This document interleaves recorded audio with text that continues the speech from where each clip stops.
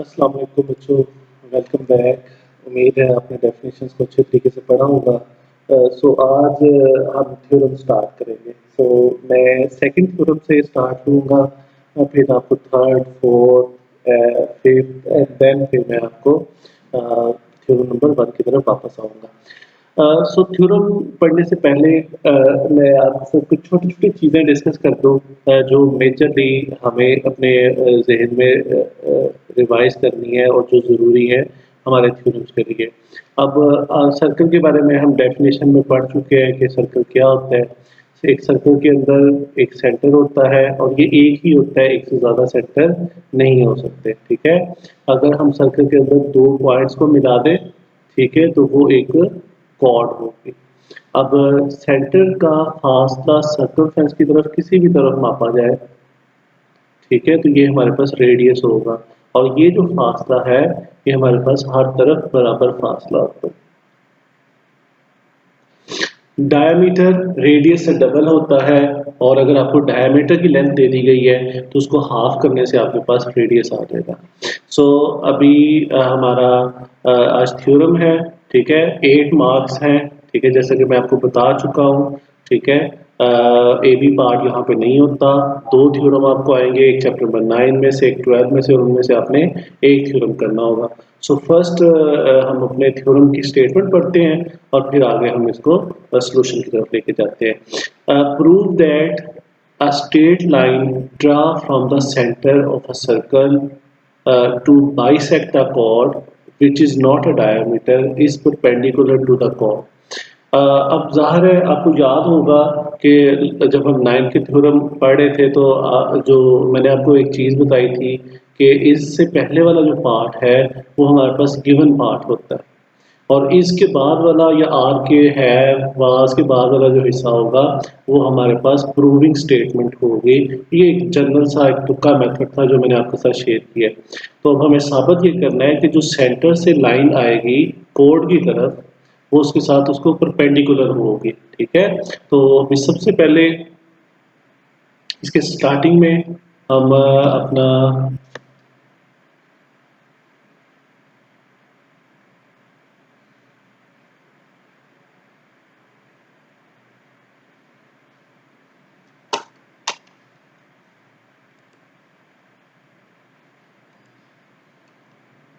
ठीक है जी। स्टार्टिंग में स्टार्ट हम शेप से ले लेते हैं। तो मैं सर्कल की शेप ड्रा कर लेता हूँ।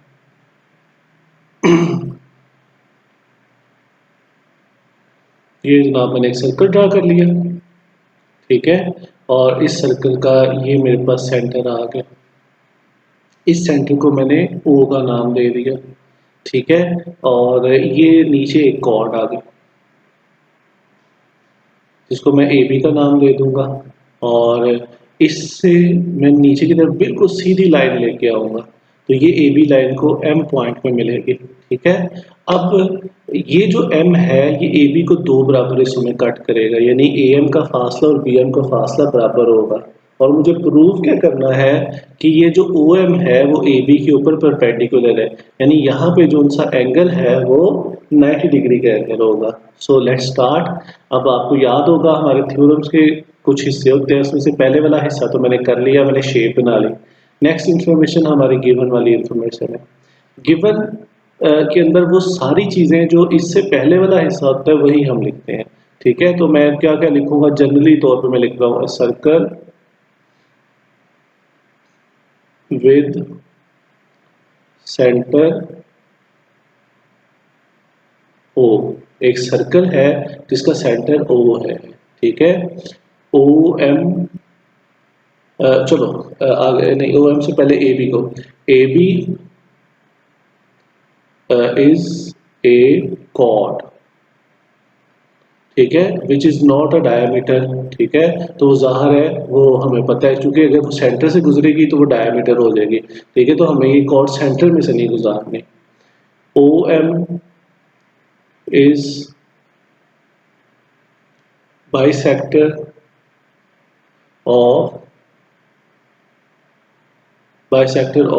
ए बी, ठीक है, सच दैट अब किस तरह बाइसेक्टर होता है कि जो ए एम का फासला है वो बराबर आ जाएगा बी एम के फासले के। अब इससे ज़्यादा हम गिवन के अंदर कुछ नहीं लिख सकते, जो भी चीज़ें लिखी थी और देखो ऊपर जो भी स्टेटमेंट उसने दिया हुआ है मैंने नामों के साथ नीचे लिख दिया। प्रूफ, टू प्रूव हमें क्या करना है, प्रूव हमें ये करना है कि जो ओ एम है वो परपेंडिकुलर है कॉर्ड ए बी के ऊपर, ये हमारा प्रूव आ जाएगा। कंस्ट्रक्शन हमने क्या की,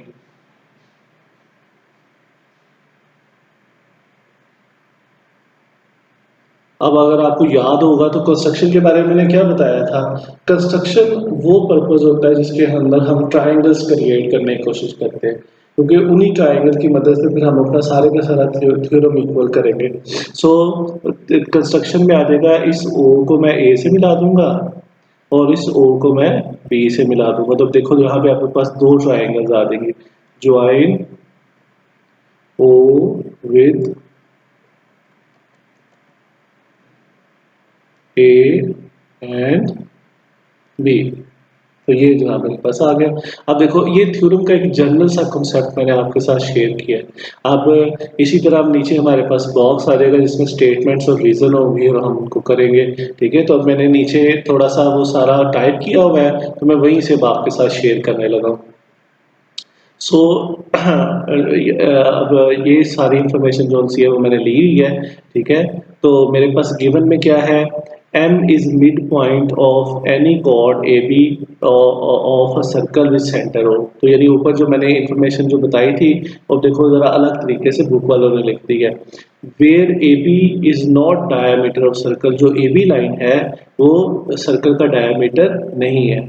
प्रूफ क्या करना है, प्रूफ ज़ाहिर है देखो इसके जो बाद वाला हिस्सा है वो हमारे प्रूफ के अंदर आता है। तो प्रूफ मुझे ये करना है कि जो ओ एम लाइन है यानी ये जो लाइन है वो परपेंडिकुलर होगी कॉर्ड ए बी के ऊपर। परपेंडिकुलर का मतलब यानी वो ए बी के साथ 90 डिग्री का एंगल बनाएगी। कंस्ट्रक्शन हमें क्या हमने किया, join A B with centre O, यानी ये जो ए और बी का पॉइंट है उसको हमने ओ से मिला दिया। तो इसमें देखो हमें दो ट्राइंगल मिल गई, एक ये वाली और एक ये वाली। अब हमने क्या किया, यहाँ पे M के ऊपर जो दो एंगल बन रहे थे इनको हमने 1 और 2 का नाम दे दिया। हमने इसलिए दिया ताकि हम फिर बाद में हमें इनकी ज़रूरत पड़ेगी तो इनको इस्तेमाल कर लेंगे। सो अभी नेक्स्ट हमारे पास स्टेटमेंट और रीज़न वाला आ गया। तो ज़ाहिर है हमने दो ट्राइंगल को इक्वल करना है, तो अब हम देखो कैसे करेंगे। एक ट्राइंगल ओ ए एम है यानी ये वाली जिसके अंदर मैं क्रॉसेस लगाने लगा हूँ, और दूसरी ट्राइंगल ओ बी एम है जिसके अंदर मैं टिक लगाने लगा हूँ, ठीक है। तो पहली ट्राइंगल में से मैंने लिया ओ ए और उसको मैंने कहा कि वो ओ बी के बराबर है, यानी ये वाली जो लेंथ है ओ ए वो इस लेंथ ओ बी के बराबर है। अब इसकी रीजन में मैंने क्या लिखा, ये रेडियस ऑफ सेम सर्कल है। अब मैंने आपको क्या बताया था कि सर्कल के अंदर आप जितने भी रेडियस लगा दोगे वो सारे इक्वल होंगे, तो जो फासला ए ओ ए का होगा वही फासला ओ बी का भी होगा। नेक्स्ट जो ए एम है वो बी एम के बराबर होगा, यानी ये जो फासला है वो इस फासले के ये दूसरे फासले के बराबर होगा। अब चूंकि एम मिड पॉइंट है तो जो मिड पॉइंट होता है इसका मतलब वो बिल्कुल दरमियान में होता है। तो दरमियान में होने का मतलब है कि आधा हिस्सा वो इधर छोड़ देगा और आधा हिस्सा वो इधर छोड़ देगा, तो लिहाजा इस आधे हिस्से का नाम ए एम है और इस आधे हिस्से का नाम बी एम है। तो ये अब हमें कहाँ पे पता चला था, हमें गिवन के अंदर पता चला था। आप देखो ना गिवन के अंदर, अब ये देखो ये उन्होंने लिखा हुआ है कि ये जनाब ये हमारे पास एम है, ठीक है, जो कि मिड पॉइंट है। तो मिड पॉइंट यानी जो दरमियान में आ रहा है। अब दो चीजें हो गई, तीसरी चीज अब हमने प्रूव करनी है, तो वो देखो हम क्या लेंगे। तीसरी चीज हमने कहा कि ओ एम बराबर है ओ एम के, तो ओ एम देखो ओ एम किधर है, ये लाइन जो कॉमन लाइन है दोनों ट्राइंगल की, तो जो कॉमन हिस्सा आता है वो ऑटोमेटिकली इक्वल होता है, तो उसके आगे हमने कॉमन लिख दिया।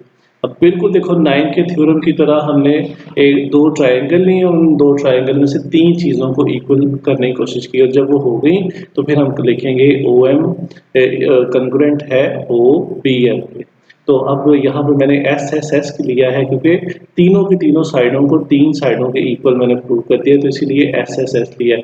यहाँ पे आप एस एस एस पास्टुलेट भी लिख सकते थे, ठीक है, तो वो भी आपके पास कंसिडर है।